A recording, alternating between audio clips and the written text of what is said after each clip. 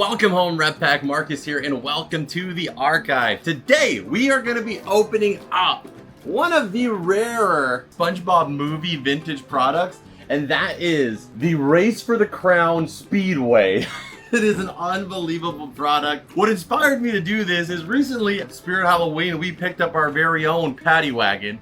It's glorious! It has the freaking Krusty Krab antenna flag! Look at how deep it is! From the SpongeBob film. And I remembered we had this in the vault, so I decided to bring this out for this archive special to be able to dive into this thing and hopefully completely set it up. I've never set it up. Brand new sealed. This one goes for about $100 to $150. So thankfully in this situation, this one is already opened. It's used. It has everything in the box besides one of the racers actually missing, unfortunately.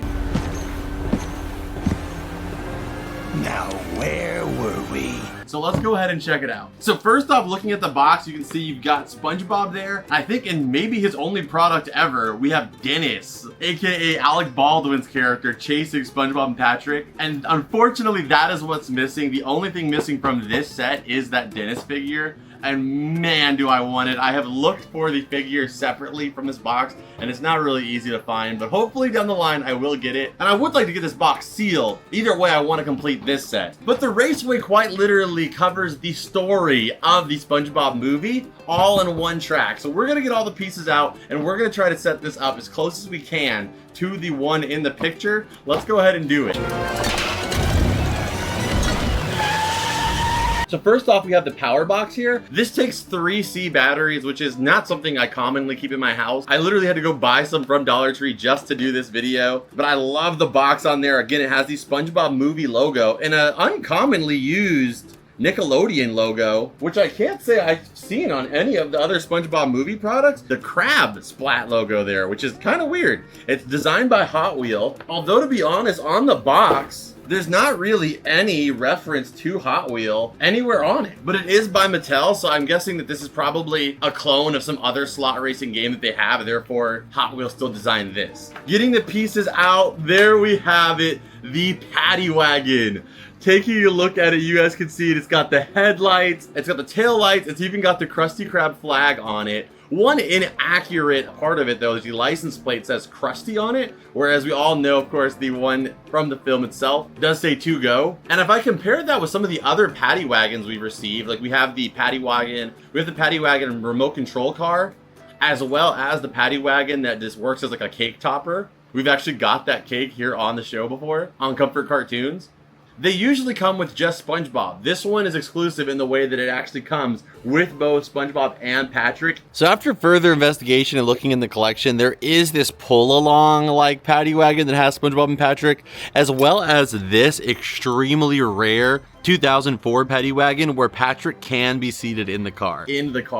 Which personally I think is the best variation of it so far. We have some of the riser pieces here because you will see as we build it, it is like go over itself at one point.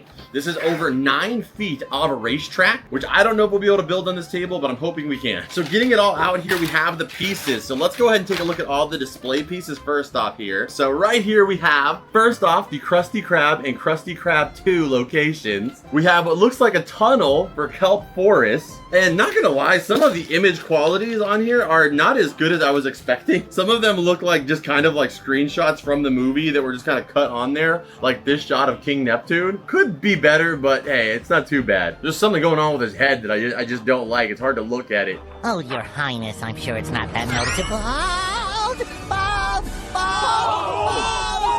I want to say he's bald, but I think it's just thinning.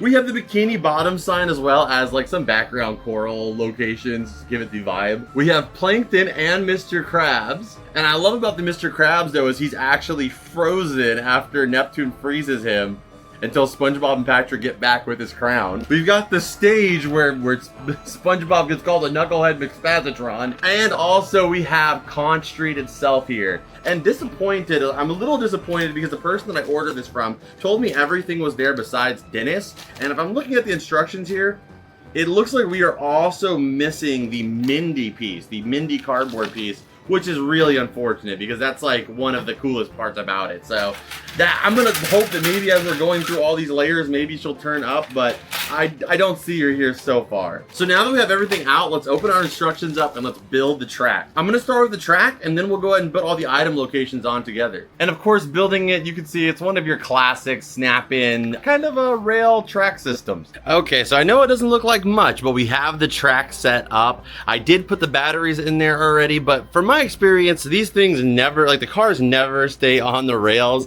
So we're gonna give it a little test cycle before we actually start decorating it. So that way, if I need to make any adjustments, we can do that now. You don't need a license to drive a sandwich, but you do need C batteries. Let's do this. Okay, it's going around. Okay, so far so good. I'm not putting too much juice in it because I just don't want it to fall off, but it looks like it's working. I think it's like the most amount of laps successfully I've ever done on one of these things. Holy cow, it's actually working really well. Okay, so there we go. So far so good. The sandwich is staying on the track. All right, so now that we've got the track going, let's go ahead and start decorating this guy so we can make it look like the SpongeBob movie Raceway. A little longer than a few minutes later. Following the track here, you start off at Conch Street. You've got Mr. Krabs right there and Plankton, but Mr. Krabs here, and this is where Mindy would be if I had one. But then you take your way through this kelp portal here. Honest, this whole track doesn't make a whole lot of sense. A lot of it was based off of making sure you could see all the pieces, which I'll explain. But then you get King Neptune over here. You have the Krusty Krab stage here where they make the announcement of the new manager. And then we also have Neptune's crown here, which this does kind of feel like, I guess, conclusional, you know, like this is the end where they re-announce him as the manager. Maybe Neptune gets his crown back. It's right there. You have a little coral bit that comes up here, and then you get to the Chum Bucket and then also the Krusty Krab 2 and Krusty Krab 1 locations here, which I guess also could be conclusional to the end of the movie, I guess, when he becomes the manager. I don't really know. It seems a little weird to me, but I think it's all based off positioning. Like I said, the Chum Bucket is right here, which obviously it should be across the street, but had they put it across the street, it would have been blocking the Krusty Krab locations, or you would have been staring at the back of a piece of cardboard. So I think they just put it next to it so it looks a little bit smooth. The storyline of the movie is very loosely told, I would say, but the track looks pretty beautiful though altogether. And I'm shocked at how well it all stayed in. I did have to play a couple little tricks using that double-sided tape, like I said, but overall, if you're looking at the whole thing at like a track level, I think the whole thing comes together and looks really cool. Now that it's all complete, let's get some really cool shots of the locations on the map here.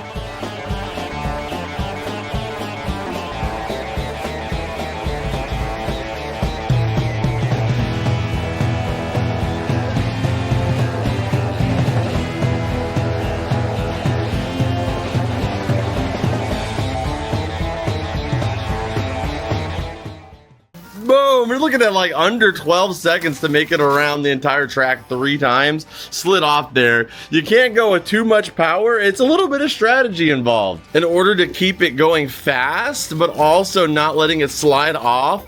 You kind of have to balance it. All right, so we got our 3 lap time. I do want to do a brief review, I guess, on this game setup. Okay, so overall, I would say that the entire game was awesome. It was a lot of fun. When this game came out, it retailed for about $30. So if I think about thinking about that $30 price tag, it's not too bad. Now, being this game costs like above $100 in a brand new sealed condition, I would probably recommend keeping it sealed, but if you can find it used, I think it's well worth it. Knowing that it's not gonna be a completely hassle-free setup, there is a lot of little quirks about it that can be a bit annoying, but that is just kind of how these like slot car racing setups usually go. As a display piece, I would give it an 8 out of 10. I think it looks beautiful. It's got so many of the different movie setups going on there, but I wish the quality of the display pieces are on there was a little better. And for the usability slash play factor of it, I would give it a 6 out of 10.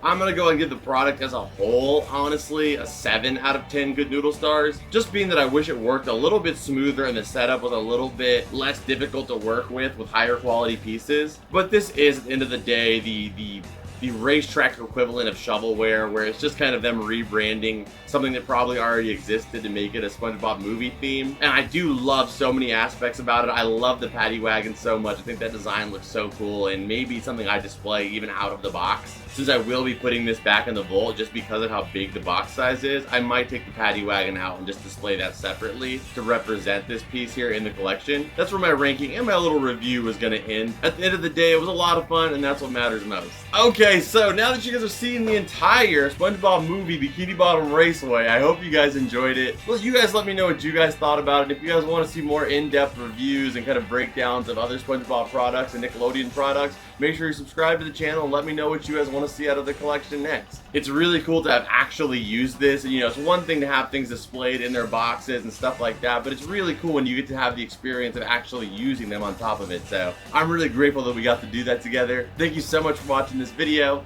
If you guys haven't already, go check out the Patreon. You can sign up for $2 a month, and it helps keeping these videos, especially the videos on this channel, possible. It makes it to where I can make the content for you and not be making it for YouTube. I get to make it directly for the people in mind rather than having to do it for some kind of algorithm. And I appreciate it more than you'll ever know. So that link is down below. And you can also check out my Whatnot stream where I'm live every single Friday. If you do want to pick something up, but you can hang out for absolutely free, we do giveaways and it's a blast. I'd love to see you there. But on that note, we're going to add one more new item to our SpongeBob counter on screen here. And I will see you beautiful people in the next video. Adios and bloop!